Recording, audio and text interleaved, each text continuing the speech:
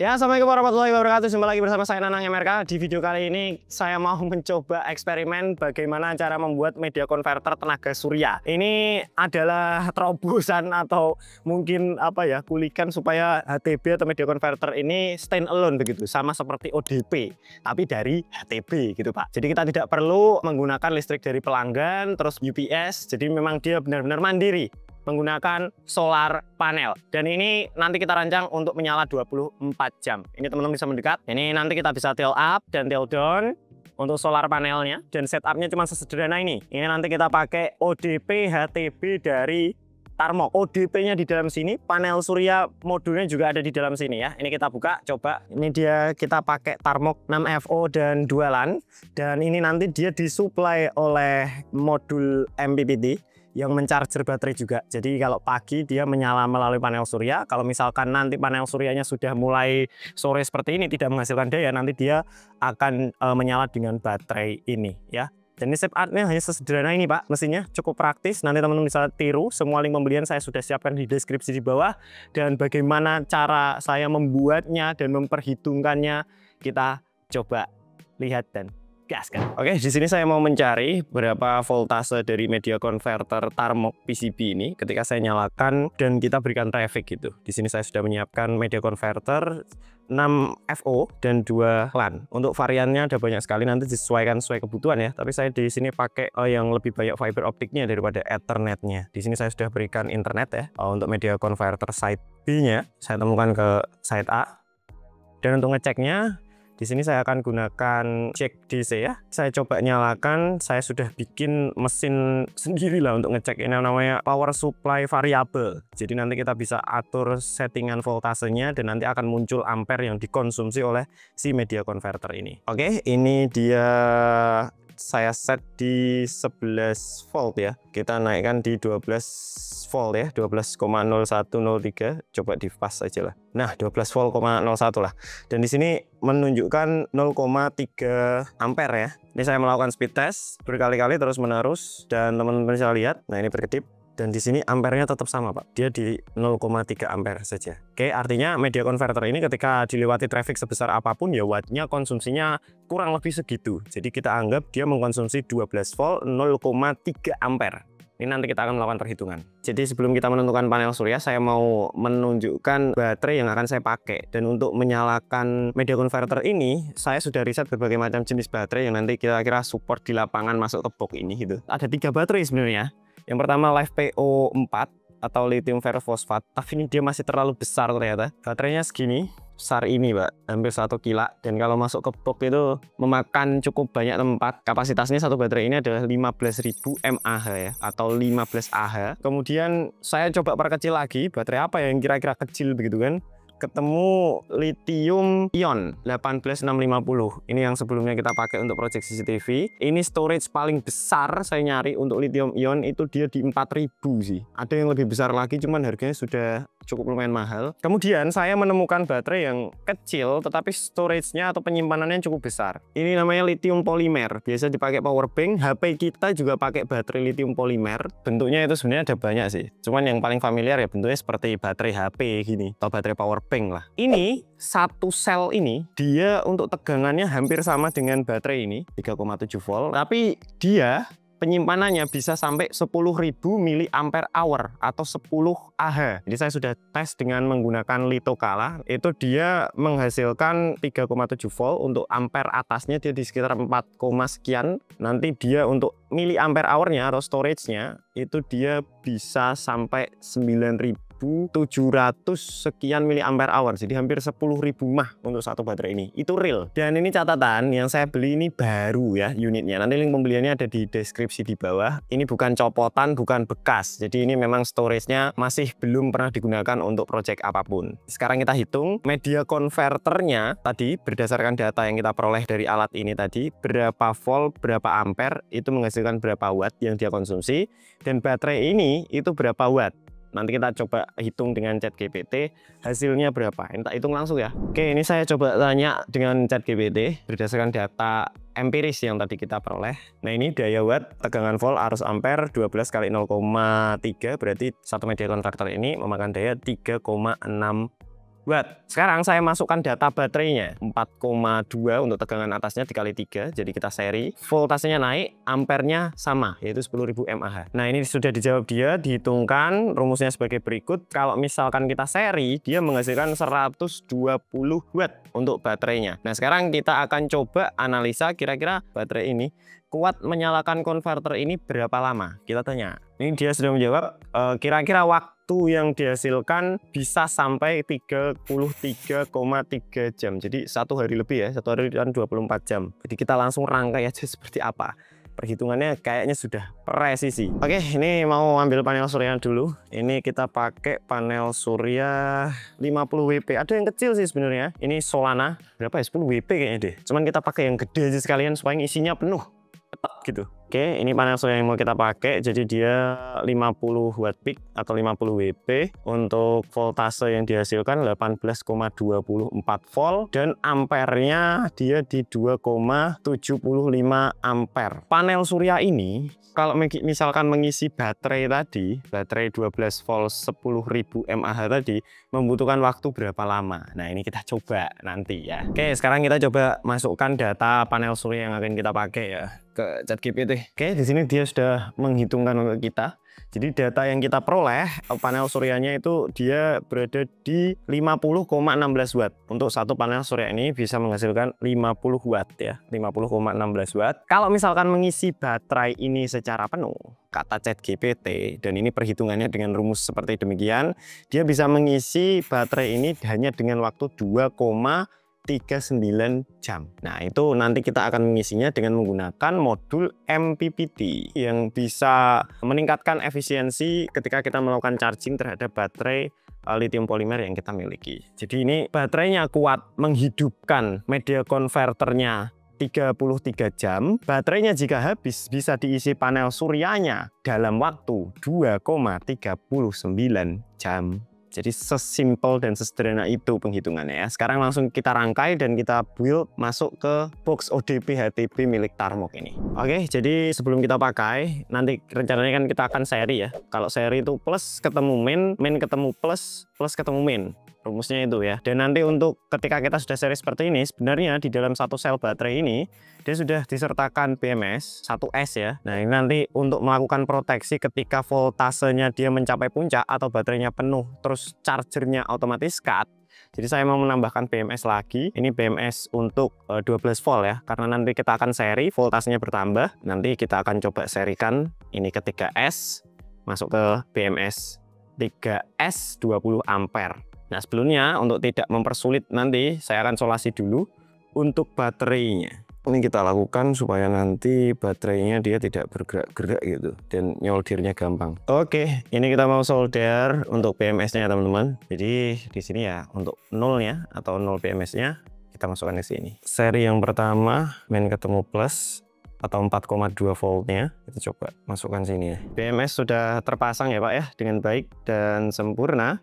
Kita coba cek tegangannya dulu. Harusnya kalau misalkan keluar dari plus atau minus ini, itu tegangannya kurang lebih ya hampir 12 volt lah. Di sini saya mau cek menggunakan USB voltase meter dan ampere meter yang sudah saya modifikasi sedemikian rupa. Ini plus, ini min. Bapak lihat tegangannya di 11,8 volt. Kapasitasnya ini di 7500 mAh karena dia belum terisi penuh Pak. Hanya satu sel aja yang terisi penuh. Nah, ini nanti dia akan melakukan balancer begitu supaya setiap sel isinya mAh-nya atau Ah-nya sama dengan BMS ini. Oke Pak, ini kita tata dulu ya supaya BMS-nya bisa rapih gitu di atas. Set. Mantap. Ini ya cukup rapi lah. Walaupun retuk jengking sidik tidak masalah. Yang penting fungsinya. Jadi panel suryanya nanti akan masuk ke in-nya. Kemudian modul MPPT ini akan memproses Pak. Input dari panel surya kan 18 volt. Nanti bisa kita setting untuk voltasenya bisa di 12 volt atau di 12, sekian volt. Outnya bisa mencarger baterai dan menyalakan si media konverternya. Dan nanti ketika panel suryanya sudah tidak menghasilkan, kalau malam tidak ada cahaya matahari, nanti ya ini akan menyala dengan baterainya ini. Oke, jadi nanti yang akan kita pakai sebagai box atau tempat dari ODP HTB tenaga surya ini adalah pengembangan dari ODP HTB yang pernah kita bikinkan video yang ini ya. Di situ kita menggunakan ODP Tarmok. Ini memang dia dirancang untuk bisa digunakan untuk tempat media converter. Ini saya copot dulu. Ini tempat slave-nya bisa kita coba juga. Saya copot dulu untuk tempat slave-nya. Nah, ini media converternya bisa kita masukkan sini. Ini nanti kan ini mengganggu powernya ya. Untuk jalur kabel yang ada di pojok ini. Kalau mau dicopot bisa kita copot aja. Ini kita tinggal tempelkan dengan spacer. Kita lepaskan perekat spacernya. Ini konverternya sudah tidak bergerak ya. Ini 3M atau solasi double tip dari spacernya ini cukup kuat ya Pak. Oke, ini sebelum kita eksekusi ya. Jadi karena modul MPPT ini tidak memiliki display, jadi rencananya saya mau set dulu untuk modulnya. Jadi kalau kita seri, tegangan puncak dari baterai kita itu kalau misalkan penuh, kapasitasnya dia voltasenya di sekitar 12,6 volt. Jadi saya akan coba set untuk inputnya di 18 volt, nanti outputnya dia akan mengeluarkan tegangan 12,6 volt untuk mencharger baterai ini. Jadi begitu ya, atau kita naikkan 1 volt lah. Ini sudah terhubung, menyala modulnya, dan ini tegangannya di 18,12 volt. Kita akan coba cek untuk tegangan outputnya, nanti kita akan coba set di 12,6 volt ya. Nah ini dia menyala, tegangannya di 13,8 volt untuk outputnya dari alat ini, dari MPPT-nya. Sedangkan untuk mencharger baterai ini kita hanya membutuhkan 12,6 volt atau di 12,7 lah. Kita set di 12,7 volt ya. Ini berarti saya akan memutar resistor trim potnya sampai mencapai 12,6 volt. Ini 13,8, berarti kita turunkan. Oke, kita akan putar trim pot yang paling kanan ini sampai voltasenya di 12,6 atau 12,7 ya. Putar ke kiri untuk mengurangi harusnya ya. Nah ini dia di 13,7. Teman-teman bisa lihat bahwa outputnya sekarang di 12,7 volt. Jadi berapapun tegangan yang masuk sampai batas yang bisa ditampung modul ini 35 volt, nanti dia akan mengoutput atau mengeluarkan tegangan yaitu 12,7. Karena ini modul MPPT, jadi setiap voltase yang berlebih maka dia akan dikonversi menjadi ampere. Jadi menchargernya akan semakin cepat gitu, membuat baterainya penuh dengan modul MPPT ini. Nah ini sudah kita set, sekarang kita tinggal wiring aja di dalam box ODP Tarmoknya. Oke teman-teman, jadi ini mau saya rangkai ya. Ini aku pakai kabel untuk kendaraan sih. Ini fungsinya untuk nanti kita solderkan ke BMS untuk bisa terkoneksi ke modul MPPT-nya. Coba kita susun dulu ya. Dari sini. Dan ini modulnya kita taruh bagian atas sini. Oke teman-teman, ini untuk memudahkan penataan aja. Jadi karena ini nanti kita cabang ya untuk melakukan paralel ya. Nanti link pembeliannya saya kasih deskripsi di bawah. Ini jadi ini untuk outputnya nanti dia bisa 2 begitu. Konsepnya seperti itu. Coba kita tancapkan baterainya. Kalau misalkan kita masukkan ke sini dia nyala, harusnya dia sudah terhubung ya. Oke, ini untuk negatif, masukkan ke negatif, positif, masukkan ke positif. Teman-teman bisa lihat nyala.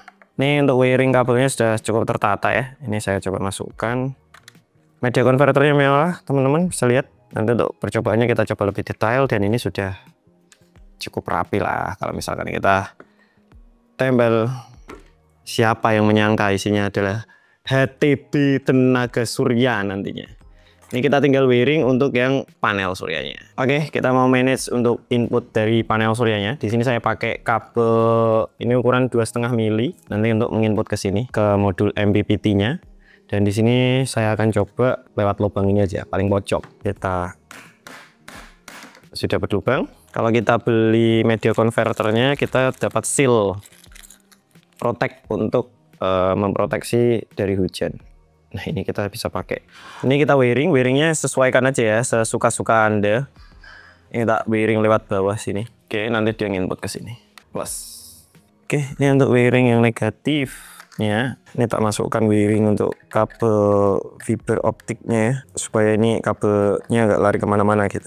Ini nanti ujungnya kita tinggal inputkan ke panel surya aja, ke kabel negatif, positif gitu ya. Ini beda diameter ya, ini mungkin 3,5 mili, ini 2,5 mili kabelnya, tapi tidak masalah. Secara ampere ini masih kuat kalau untuk panel surya 50 watt peak. Oke, kita tinggal pasang mounting bawaannya ini ya teman-teman, untuk ke tiang. Dan ini sudah dibawakan ketika kita membeli ODP HTB Tarmok ini. Ini saya pasang dulu. Pas-paskan aja improvement. Ini saya yakin menciptakan ini juga ngepas-ngepas gitu ya. Nah, oke. Dan untuk bracket panel suryanya teman-teman, sebelumnya kan kita DIY ya. Jadi ini untuk ngambil praktisnya aja. Ini saya beli. Nanti link pembeliannya saya kasih di deskripsi di bawah. Ini detailnya cukup oke sih. Harganya pun juga nggak mahal-mahal banget. Dan ini dia bisa di tilt up dan tilt down. Jadi kita bisa hadapkan sesuka kita, dan ini bisa kita kencangkan gitu. Untuk yang sebelah sininya, dia nggak bisa bergerak. Nanti praktisnya kita tinggal pasang ini ke tiang. Oke, kita roping saja supaya dia menempel ke bracketnya dan kenceng gitu, kuat. Udah berhasil ya Pak ya, dan ini kenceng. Kita tinggal display aja sih.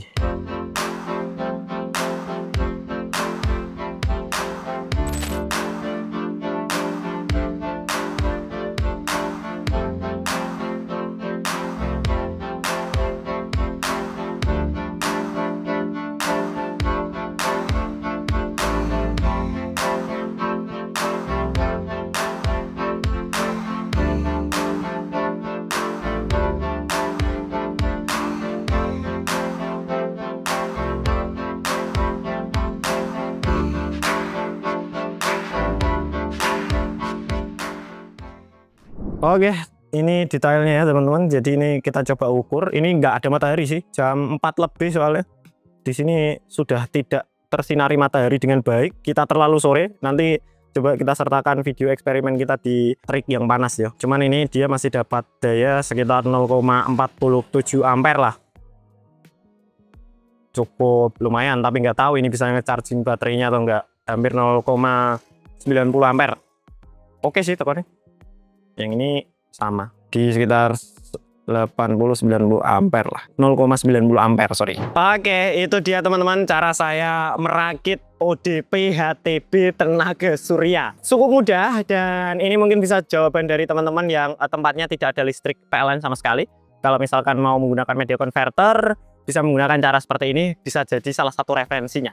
Kekurangannya satu sebenarnya, untuk membuild proporsional seperti ini, satu ODP ini kita memerlukan kurang lebih sekurang-kurangnya budgeting yang harus kita keluarkan adalah 1 juta rupiah. Itu bisa lebih bisa kurang tergantung kabel dan lain macam sebagainya, nanti opsional ya. Kalau misalkan kita punya 4 titik estafet atau mungkin banyak pelanggan yang kita gunakan estafet, otomatis kita harus membuat ODP HTB ini banyak sekali.